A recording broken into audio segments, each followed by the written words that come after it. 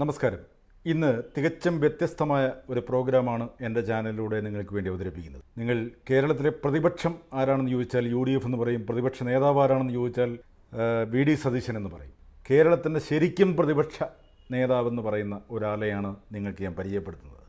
പ്രതിപക്ഷം എന്ന യൂട്യൂബ് ചാനലിലൂടെ മലയാളികളുടെ മനസ്സിൽ കുടിയേറിയ, ഇവിടുത്തെ ഭരണവർഗത്തിനെതിരെ നിരന്തരം ആഞ്ഞടിക്കുന്ന, സാമൂഹിക അനീതികൾക്കെതിരെ നിരന്തരം പോരാടുന്ന ഒരു വ്യക്തിത്വം.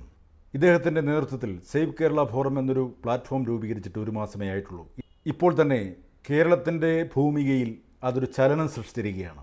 ഇന്ന് കേരളത്തിലെ സാധാരണ ജനങ്ങൾ ഉറ്റുനോക്കുന്ന ഒരു മനുഷ്യനെയാണ് ഞാൻ നിങ്ങൾക്ക് വേണ്ടി പരിചയപ്പെടുന്നത്, ശ്രീ KM ഷാജഹാൻ. നമസ്കാരം KM ഷാജഹാൻ. എൻ്റെ ആദ്യത്തെ ചോദ്യം, സേവ് കേരള ഫോറം എന്ന് പറഞ്ഞൊരു സംഘടന രൂപീകരിച്ചിരിക്കുകയാണ്. അതിൻ്റെ നേതൃനിരയിൽ നിൽക്കുന്നത് ഷാജഹാൻ സാറാണ് എന്നാണ് അറിയാൻ കഴിഞ്ഞത്. എങ്ങനെയാണ് കേരളത്തെ രക്ഷിക്കാൻ പോകുന്നത്? അല്ല ജോസേ, ഇതിനകത്ത് നമ്മളൊരു സംഘടന എന്ന് പറഞ്ഞാൽ ശരിയാണോ എന്നൊരു സംശയമുണ്ട് എനിക്ക്. നമ്മളൊരു സംഘടനയായിട്ടല്ല ഇത് തുടങ്ങിയിരിക്കുന്നത്, ഇതൊരു പ്ലാറ്റ്ഫോമാണ്. അപ്പോൾ ഈ പ്ലാറ്റ്ഫോം എന്ന് പറയുമ്പം ഇതൊരു സംഘടനയല്ല.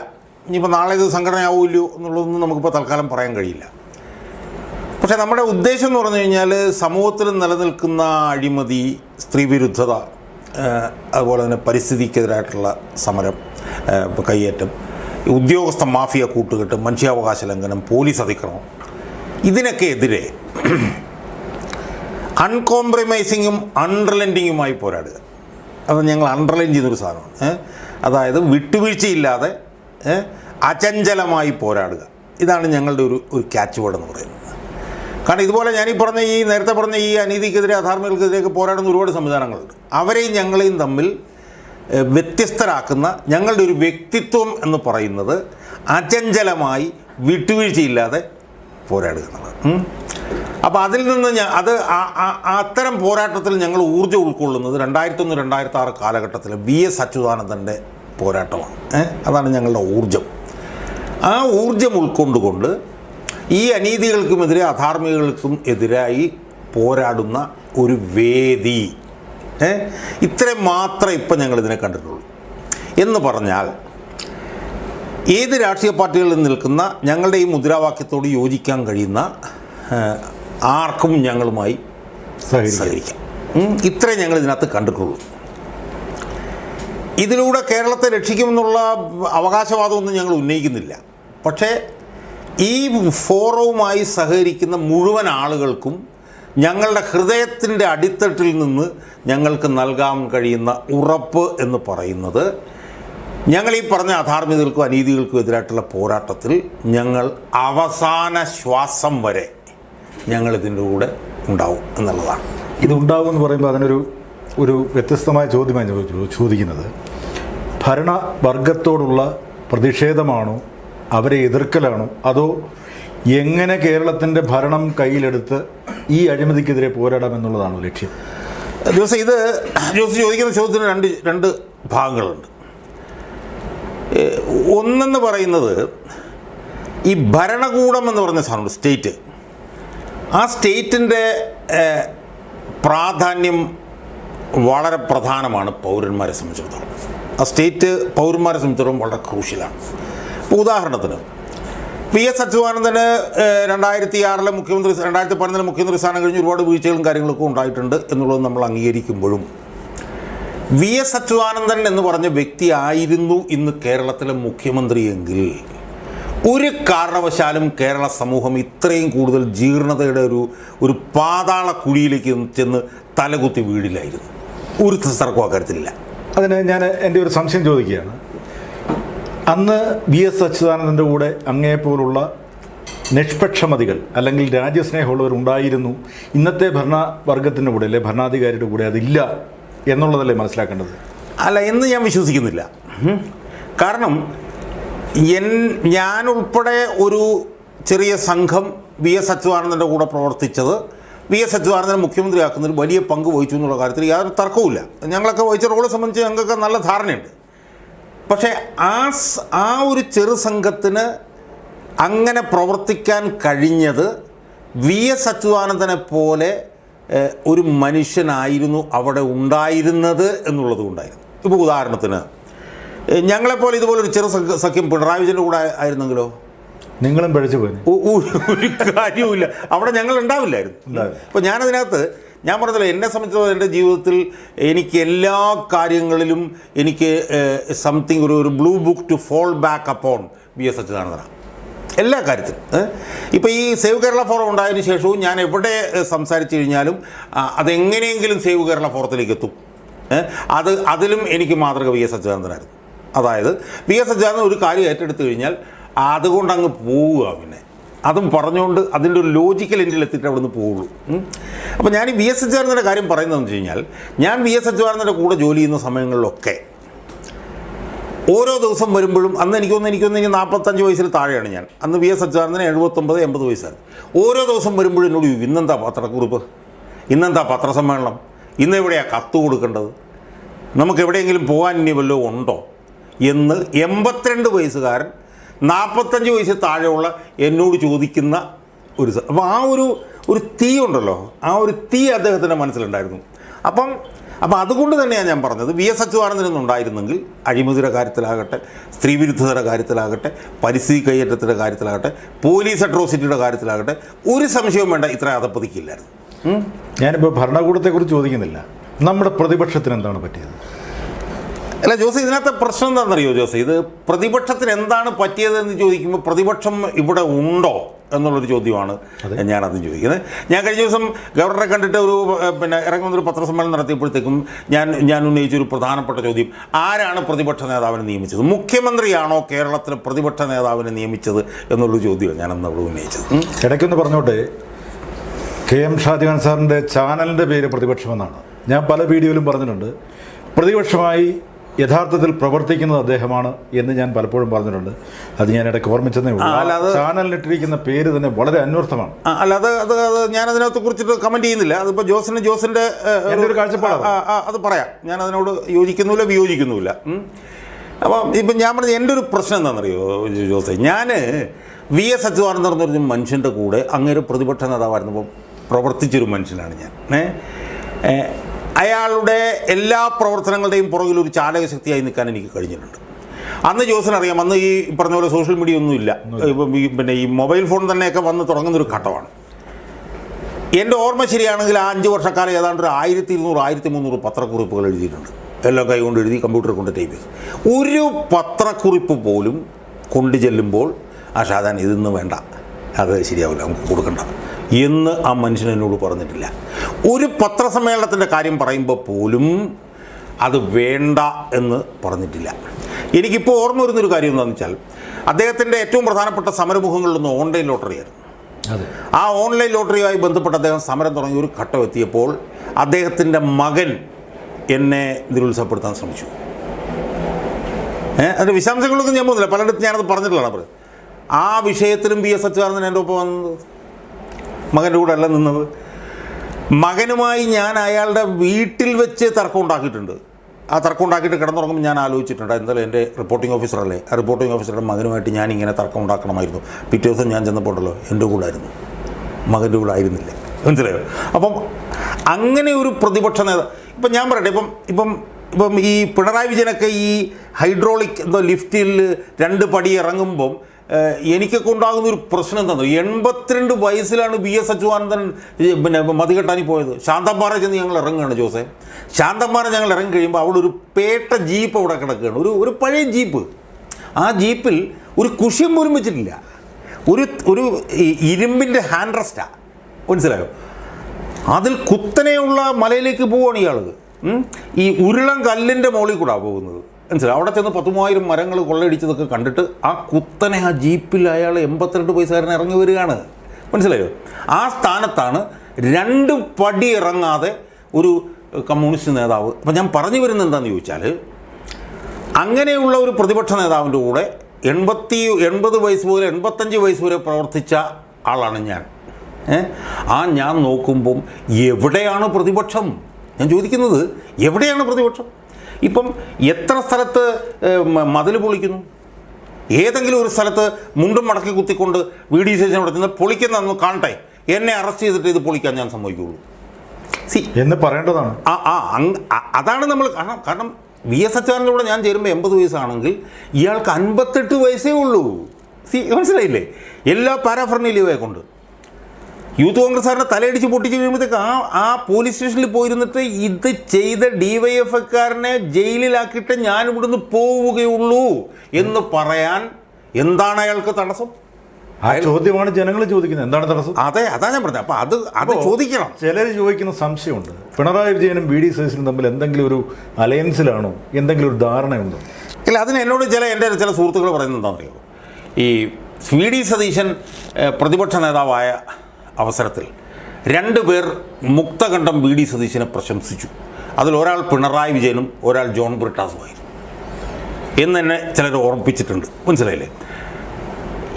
അതുപോലെ തന്നെ വേറൊരു പ്രധാനപ്പെട്ട കാര്യം, VS അച്യുതാനന്ദൻ ഏറ്റവും വലിയ വജ്രായുധമായി ഉപയോഗിച്ചുകൊണ്ടിരുന്നത് കോടതിയിലുള്ള വ്യവഹാരങ്ങളായിരുന്നു. എന്തെങ്കിലും ഒരു വിഷയമായിട്ട് ചെല്ലുമ്പോഴത്തേക്കും നമുക്കിത് കോടതി പോവാം എന്ന് പറഞ്ഞ് പോവുമായിരുന്നു. ആ സ്ഥാനത്ത് ഒരു ദിവസം കോടതി പോകാനുള്ള 2 വിഷയങ്ങൾ ഉണ്ടായിട്ട് കഴിഞ്ഞ 2.5 വർഷക്കാലമായിട്ട് ഒന്നും ചെയ്യുന്നില്ല. അപ്പോൾ ഞാൻ പറഞ്ഞു വരുന്നത്, ജോസിൻ്റെ ആദ്യത്തെ ചോദ്യത്തിലേക്ക് വരുന്നു, എന്താണ് ഞങ്ങൾ ചെയ്യാൻ പോകുന്നത് ചോദിച്ചു കഴിഞ്ഞാൽ ഇതൊക്കെയാണ് ഞങ്ങൾ ചെയ്യാൻ പോകുന്നത്. ഇതൊക്കെ ഞങ്ങൾ ചെയ്യുമ്പോൾ ഇപ്പോൾ കോടതിയിലേക്ക് ഞങ്ങൾ കാര്യമായിട്ട് ഇറങ്ങാൻ പോവുകയാണ്. ഇതൊക്കെ ഞങ്ങൾ ചെയ്യുമ്പോൾ അതിലൂടെ കേരളം രക്ഷപ്പെടുമെങ്കിൽ അതിൻ്റെ ചാലകശക്തി ആവും ഞങ്ങൾ. പക്ഷേ ഞങ്ങൾക്കൊരു കാര്യത്തിൽ ഒരു തിരിച്ചറിവുണ്ട്. അതെന്താണെന്ന് ചോദിച്ചാൽ, ഇപ്പോൾ ഉള്ള ഈ അനീതികളെല്ലാം ഒറ്റയ്ക്കൊറ്റയ്ക്ക് എതിർക്കൽ പ്രായോഗികമല്ല. ഒരു സിസ്റ്റമിക് ചേഞ്ച് വന്നാൽ മാത്രമേ, ഇപ്പോൾ VS അച്യുതാനന്ദനായിരുന്നെങ്കിൽ ഈ അഴിമതി നടക്കില്ല, ഈ ശ്രീവിരുദ്ധം നടക്കില്ല, ഈ പരിസ്ഥിതി കൈകാര്യം നടക്കില്ല. കാരണം എന്താ? അത് ചെയ്യുന്നവനെ സംബന്ധിച്ച് മുകളിൽ ഒരാളുണ്ട്. അത് വരും. ഈ അഴിമതിയായിട്ട് ചെന്നാൽ അച്യുതാനന്ദൻ പിടി. ഇവിടെ അതല്ല. ഇവിടെ ഇത് ചെയ്യുന്നവനെ സംബന്ധിച്ചിടത്തോളം അവൻ്റെ ഏറ്റവും വലിയ മോറൽ സ്പിരിറ്റ് എന്ന് പറഞ്ഞു കഴിഞ്ഞാൽ ഇവിടുത്തെ മുഖ്യമന്ത്രിയാണ്. കാരണം എന്ത് ചെയ്താലും ഒരു ശിക്ഷയും നൽകാത്ത മുഖ്യമന്ത്രി. പൂച്ചട്ടി കൊണ്ട് തലക്കടിക്കുന്നവൻ്റെ പിറ്റേ ദിവസം ജീവൻ രക്ഷാപ്രവർത്തനം നടത്തി. മനസ്സിലായോ? അപ്പോൾ ഇത് ഈ നിക്ഷിപ്ത താല്പര്യക്കാർക്കും സ്വാർത്ഥ താല്പര്യക്കാർക്കും കൊടുക്കുന്നൊരു മോറൽ കറേജ് ഉണ്ട്. ഇപ്പോൾ എല്ലാ ദിവസവും DYFIക്കാരൻ ഞാൻ യൂത്ത് കോൺഗ്രസ്സാണ് ഇടിക്കുന്നത്. എന്തുകൊണ്ടാണ്? ആ ഇടിക്കുന്നത് ജീവൻ രക്ഷാപ്രവർത്തനമാണെന്ന് പറഞ്ഞൊരു മുഖ്യമന്ത്രിയാണ് ഇവിടെ ഉള്ളത്. ഇനിയും അത് തുടരും എന്നാണ് പറഞ്ഞിരിക്കുന്നത്. അതാണ് മനസ്സിലായി. അപ്പോൾ അതുകൊണ്ട് തന്നെ ഒരു സിസ്റ്റത്തെ മുന്നോട്ട് കൊണ്ടുപോകുന്നതും ഒരു സിസ്റ്റത്തെ പുറകോട്ട് വലിക്കുന്നതും അവിടുത്തെ പൊളിറ്റിക്കൽ ലീഡർഷിപ്പാണ് എന്നുള്ളൊരു തിരിച്ചറിവ് ഞങ്ങളെ സംബന്ധിച്ചിടത്തോളം ഉണ്ട്. അതുകൊണ്ട് ഞങ്ങളുടെ ഈ തരത്തിലുള്ള അണ്ടർലെൻഡിങ്ങും അൺകോംപ്രമൈസിംഗ് ആയിട്ടുള്ള പ്രവർത്തനം നാളെ ഒരു സിസ്റ്റമിക് ചേഞ്ചിലേക്ക് മാറ്റുമെങ്കിൽ ആ ഒരു വെല്ലുവിളിയിൽ നിന്ന് ഞങ്ങൾ മുഖം തിരിക്കില്ല.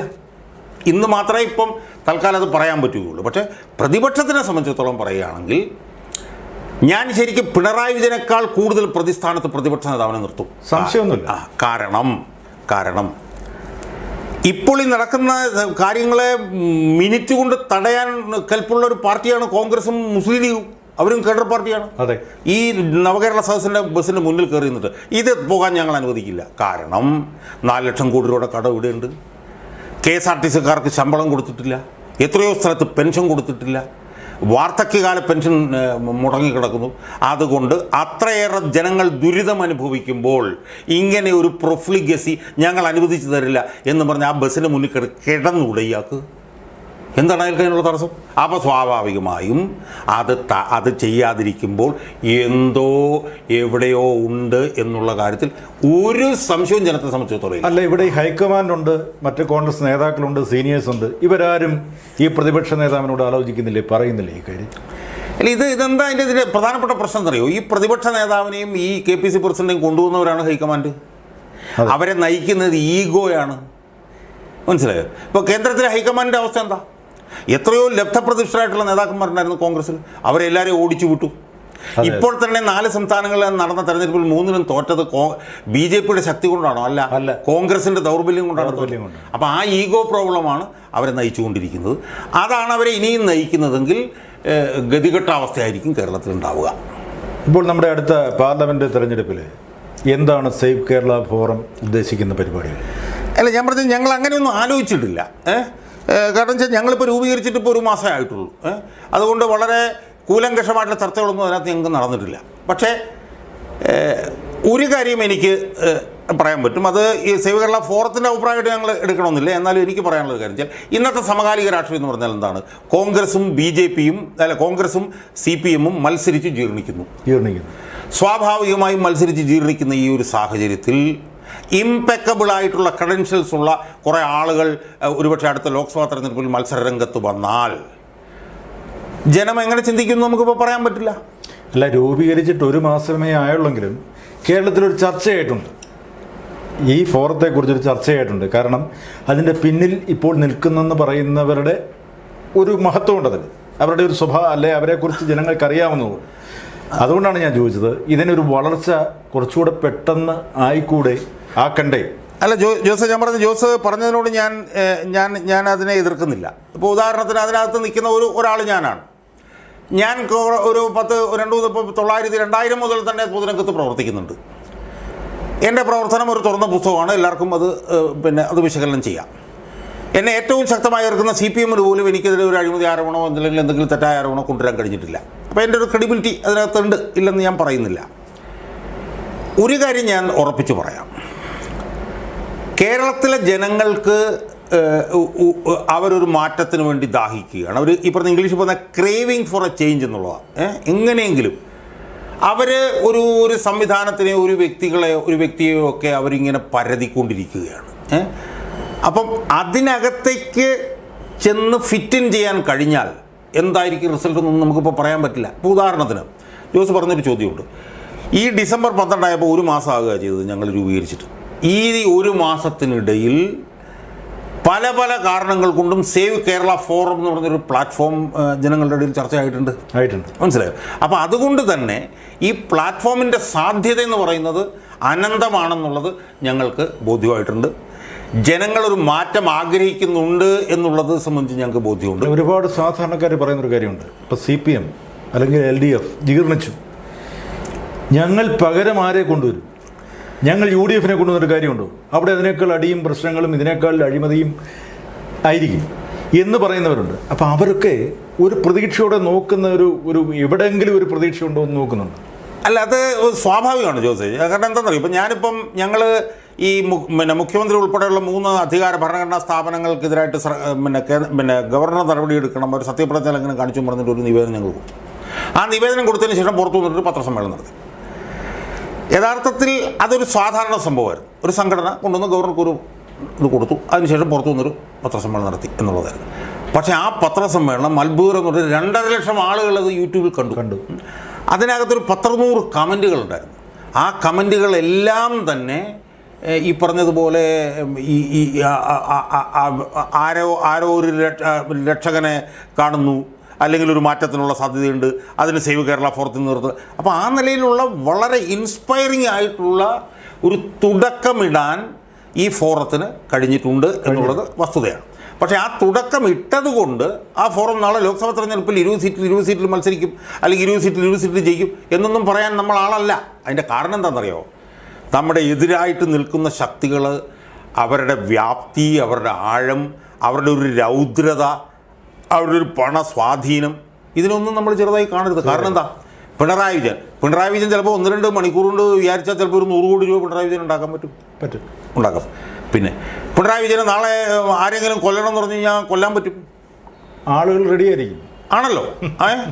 അപ്പം അതുകൊണ്ട് തന്നെ നമ്മുടെ എതിർ ശക്തികളെ നമ്മൾ ഒരിക്കലും അവരുടെ പ്രാധാന്യം നമ്മൾ കുറച്ച് കാണരുത്.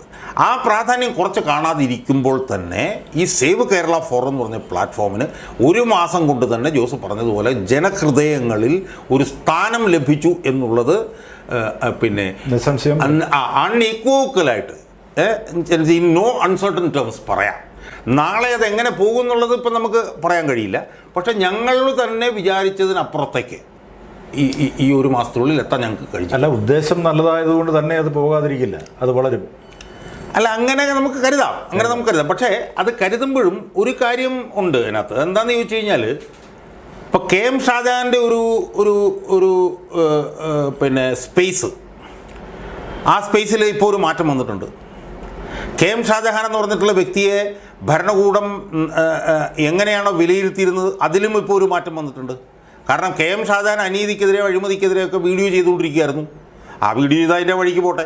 അതതിനെ ശ്രദ്ധിക്കേണ്ട എന്ന് വിചാരിച്ചിരുന്ന ഭരണകൂടത്തിന് ഇപ്പോൾ നമ്മുടെ ഒരു പ്രവർത്തനത്തിൻ്റെ ഒരു ഡെപ്തും അതിൻ്റെ ഒരു വ്യാപ്തിയും കൂടുതൽ ബോധ്യമായിട്ടുണ്ട്. കാരണം അതൊരു പ്ലാറ്റ്ഫോമിലേക്ക് ട്രാൻസ്ലേറ്റ് ചെയ്തിരിക്കുന്നു. പ്ലാറ്റ്ഫോമിലേക്ക് ട്രാൻസ്ലേറ്റ് ചെയ്തു എന്ന് പറഞ്ഞാൽ അത് ബേസിക്കായിട്ട് അവരുടെ അതിജീവനത്തെ ചോദ്യം ചെയ്യുന്ന ഒരു നിലയിലേക്ക് മാറിയിരിക്കുന്നു എന്ന് പറയുമ്പോൾ അവർ നേരത്തെ കെ എം ഷാജാനെ പോലെ കണ്ടതുപോലെ ആയിരിക്കണം എന്നില്ല എന്നാണ് കാണുന്നത് എന്നുള്ള ഒരു അപകടം അതിനകത്ത് കിടപ്പുണ്ട്. അതുകൊണ്ടാണ് സോയ്മോനുമായിട്ടുള്ള ഒരു ഇൻ്റർവ്യൂവിൽ സോയ്മോൻ ഇതിന് സമാനമായ ഒരു ചോദ്യം ചോദിച്ചു. അപ്പോൾ ഞാൻ മലയാളി വാർത്തയിൽ സോയ്മോനോട് ഞാൻ പറഞ്ഞ മറുപടി ഇംഗ്ലീഷിൽ where angels fear to tread എന്ന് പറഞ്ഞൊരു ഉപയോഗമുണ്ട്. ആ മേഖലയിലേക്ക് ഞാൻ കടന്നിട്ടുണ്ട്. അതിൻ്റെ പ്രത്യാഘാതം എന്താണെന്നുള്ളത് എനിക്ക് വിലയിരുത്താൻ കഴിയില്ല. ഭയമുണ്ടോ? അല്ല, ഭയം എന്ന് പറഞ്ഞാൽ എന്താണെന്നറിയോ ജോസ്, ഞാനത് പലയിടത്തും ഞാൻ പറഞ്ഞിട്ടുണ്ട്. മരണഭയം എനിക്കില്ല എന്നുള്ളതാണ് എൻ്റെ ഏറ്റവും വലിയ പോസിറ്റീവ് എന്ന് ഞാൻ പറഞ്ഞിട്ടുണ്ട്. അതിലേറ്റവും പ്രധാനപ്പെട്ട ഒരു പോസിറ്റീവായിട്ട് ഞാനിപ്പം കാണുന്നത്, എനിക്ക് സത്യം പറഞ്ഞാൽ ഞാനത് പലരോടും ഞാനത് പറഞ്ഞിട്ടുള്ളത്, എനിക്ക് ആ അർത്ഥത്തിൽ പിണറായി വിജയനോടൊരു നന്ദി പറയണമെന്നുണ്ട് എന്ന് ഞാൻ പറഞ്ഞിട്ടുണ്ട്. അതെന്താണെന്നറിയാമോ? എന്നെ 8 ദിവസം ജയിലിലിട്ടതിനാണ്. എന്നെ 8 ദിവസം ജയിലിലിട്ടപ്പോൾ ജയിലിനോടുള്ള എൻ്റെ ഭയം അങ്ങ് മാറി. ജയിലെന്താണെന്നും ജയിലിൽ കിടന്നാൽ എങ്ങനെയായിരിക്കും എന്നുള്ളത് മനസ്സിലായി. അതെനിക്ക് ജീവിതത്തിൽ ഒരു ഭയങ്കര ഒരു ഇൻസ്പയറിങ് അനുഭവമായിരുന്നു. കാരണം എന്താണ്, സാധാരണ ഇതിൽ ജയിലിൽ പോകണമെങ്കിൽ എന്തെങ്കിലും കുറ്റകൃത്യം നടത്തണം, ആരെങ്കിലും കൊല്ലണം, അല്ലെങ്കിൽ എന്തെങ്കിലും അടിപിടി, ഇതൊന്നുമില്ലാതെ ഒരു കുറ്റവും ചെയ്യാതെ 8 ദിവസം ജയിലിൽ കിടന്നു. അപ്പോൾ ആ ഒരു തരത്തിൽ നോക്കുമ്പോൾ ഭയമില്ല. പിന്നെ എന്നെ സംബന്ധിച്ചിടത്തോളം ഞാൻ ചെയ്താവുന്ന കാര്യങ്ങളൊക്കെ ഞാനൊക്കെ ഏതാണ്ട് ചെയ്ത് കഴിഞ്ഞു എന്നുള്ളൊരു ഫീൽ എനിക്കുണ്ട്. എന്ന് പറഞ്ഞാൽ ഇനിയൊന്നും ചെയ്യാനില്ല എന്നുള്ളതല്ല. അതുകൊണ്ട് തന്നെ മരിക്കുമോ അല്ലെങ്കിൽ കൊല്ലുമോ എന്നൊക്കെ ഉള്ളൊരു ഭയം ഇല്ല. മനസ്സിലായി. അപ്പോൾ അതുകൊണ്ട് തന്നെ ഒരു ജീവിതത്തിലൊരു നിർണായക ഘട്ടത്തിലേക്കാണ് എത്തിയിരിക്കുന്നത് എന്നുള്ള ഒരു ബോധ്യമുണ്ട്. 1 മാസത്തെ പ്രവർത്തനം കൊണ്ട് ഒരിക്കലും ഈ നിലവാരത്തിലെത്താൻ കഴിയും എന്ന് പ്രതീക്ഷിച്ചിരുന്നില്ല. മരിക്കാൻ ഭയമില്ലെന്ന് പറഞ്ഞില്ലേ? പക്ഷേ മരിക്കരുതെന്ന് ആഗ്രഹിക്കുന്ന ജനങ്ങളുണ്ട് കേരളത്തിൽ. അതാണ്, ആ പ്രതീക്ഷയാണ്. അല്ല ജോസ്, ഞാനതിനുള്ള മറുപടി ഞാൻ ജോസിനോട് പറയട്ടെ. എന്നെ തിരിച്ചറിയുന്ന ഒരുപാട് എന്നുവെച്ചാൽ ഇപ്പോഴൊക്കെ ഞാൻ പുറത്തേക്ക് ഇറങ്ങുമ്പോഴത്തേക്കും സിറ്റിയിലേക്ക് ഒന്ന് പോയി വന്നു കഴിഞ്ഞാൽ ഒരു ഡസൻ ആളുകളെങ്കിലും എൻ്റെ അടുത്ത് വന്നിട്ട് ഷാജാൻ സാറല്ലേ, നമ്മളിപ്പോൾ ഇങ്ങോട്ട് പോരുമ്പോൾ തന്നെ എത്ര പേരാണ് കൈ കാണുന്നത് അല്ലേ? അപ്പം അങ്ങനെയുള്ളവരുണ്ട്. അപ്പം അങ്ങനെയുള്ളവരിൽ ഒരു 70-80% ആളുകളും എന്നോട് ചോദിച്ചൊരു പൊതു ചോദ്യം, ആ ചോദ്യമാണ്, സാറിന് ഭീഷണി ഉണ്ടാവും അല്ലേ, സാർ സൂക്ഷിക്കണം. എൻ്റെ സുരക്ഷ സംബന്ധിച്ചിട്ടാണ് എന്നോട് സംസാരിച്ചതിൽ ഒരു 70% ആളുകളും.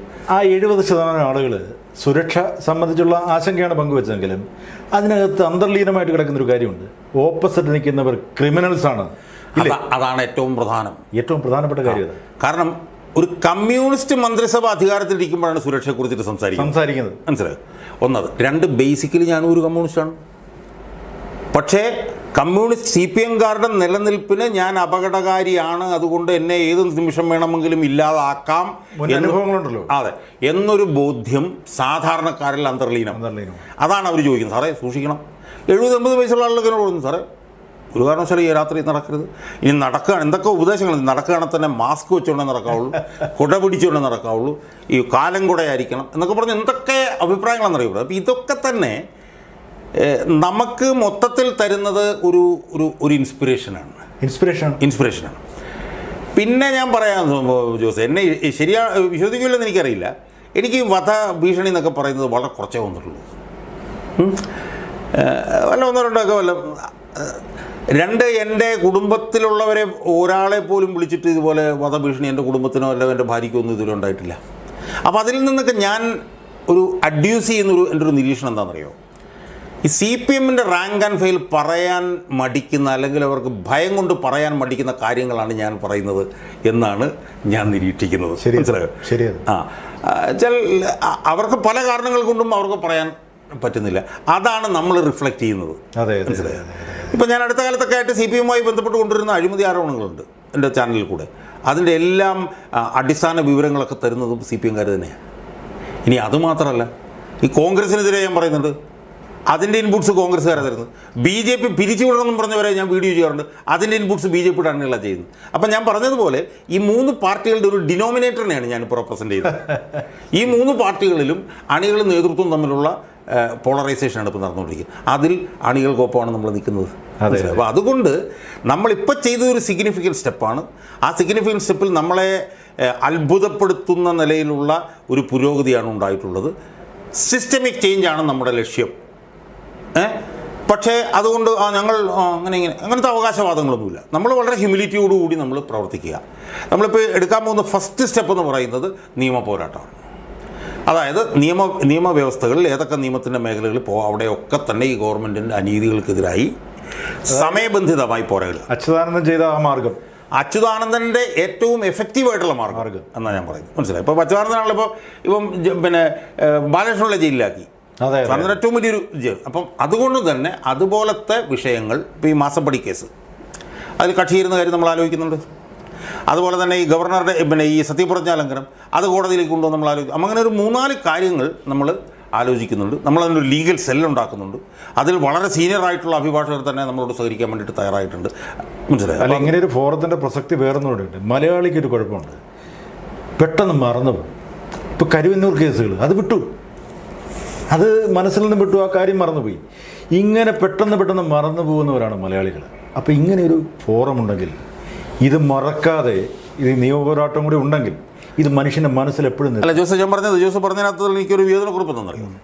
ഇങ്ങനെ മറക്കാനുള്ള കാരണം പൊളിറ്റിക്കൽ ലീഡർഷിപ്പാണെന്നാണ് ഞാൻ പറയുന്നത്. സത്യം. അവരെന്ത് ചെയ്യുന്നു? അവരിത് എടുക്കുന്നില്ല. ആ ലീഡർഷിപ്പ് അത് എടുക്കാത്തതുകൊണ്ട് ഞാൻ പറഞ്ഞത് ഈ സേവ് കേരള ഫോറം ഇത് ചെയ്യുമ്പോൾ അത് ജനങ്ങൾക്കൊരു പ്രചോദനമാകുന്ന ഞാൻ പറഞ്ഞു. അല്ല, അതിന് യാതൊരു സംശയവുമില്ല. ഞാൻ പറഞ്ഞത് VS അച്യുതാനന്ദൻ ഇപ്പം മതികെട്ടാനിൽ പോയി പിന്നെ കയ്യേറ്റത്തിനവിടെ പോയി. അതിനുശേഷം ഒരു 30 ദിവസത്തോളം തുടർച്ചയായിട്ട് ഇതാ പറഞ്ഞുകൊണ്ടിരുന്നത്. അതെ. അവസാനം അതൊരു നാഷണൽ പാർക്കായി കഴിഞ്ഞപ്പോഴാണ് അദ്ദേഹം നിർത്തിക്കളഞ്ഞത്. അപ്പോൾ ആ ഒരു പൊളിറ്റിക്കൽ ലീഡർഷിപ്പിൻ്റെ അഭാവം നമ്മൾ ആ സ്പേസ് ഫില്ല് ചെയ്യാൻ വേണ്ടി ഒറ്റ കാര്യം ഞാൻ പറഞ്ഞുള്ളൂ. ഈ കേരളത്തിലെ 3 മുഖ്യധാര രാഷ്ട്രീയ പാർട്ടികളും ഒന്നിന് പുറകെ ഒന്നായി ജീർണതയുടെ പടുകുഴിയിലേക്ക് തലകുത്തി വീണുകൊണ്ടിരിക്കുന്ന പശ്ചാത്തലത്തിൽ ഇനി ഒന്നും അവിടെ നിന്ന് എടുക്കാനില്ല, ജീർണിച്ചു പോയി, തീർന്നുപോയി.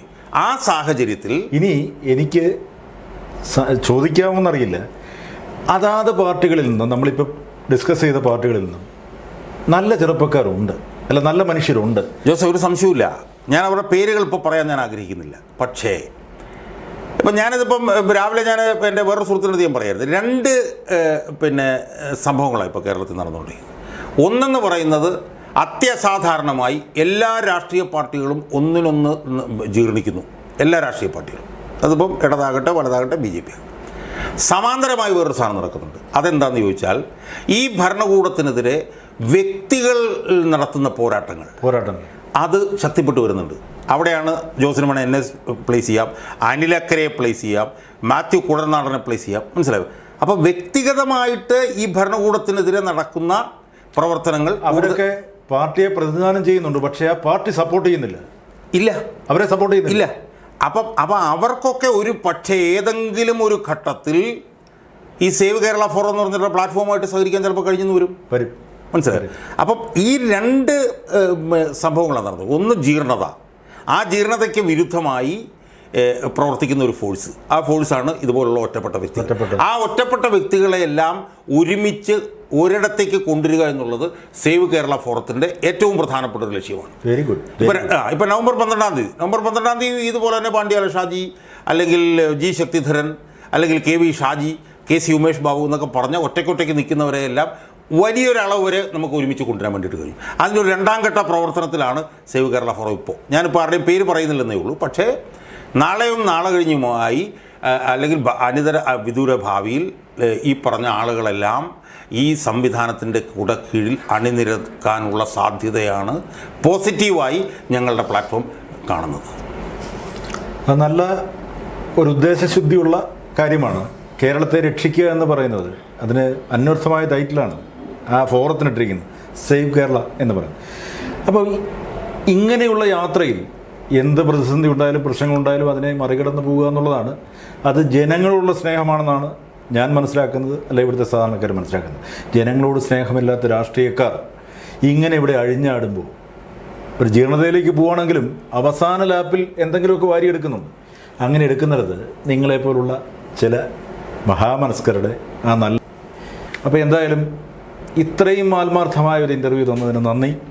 ഞാൻ പലവട്ടമായി നേരിൽ കാണണം, പരിചയപ്പെടണം, സംസാരിക്കണം എന്ന് ആഗ്രഹിച്ചിരുന്നു. എന്തായാലും ഇന്ന് അതിന് സാധിച്ചു. എന്തായാലും എൻ്റെ പ്രേക്ഷകർക്ക് വേണ്ടി ഞാൻ ഒരിക്കൽ കൂടി നന്ദി പറയും.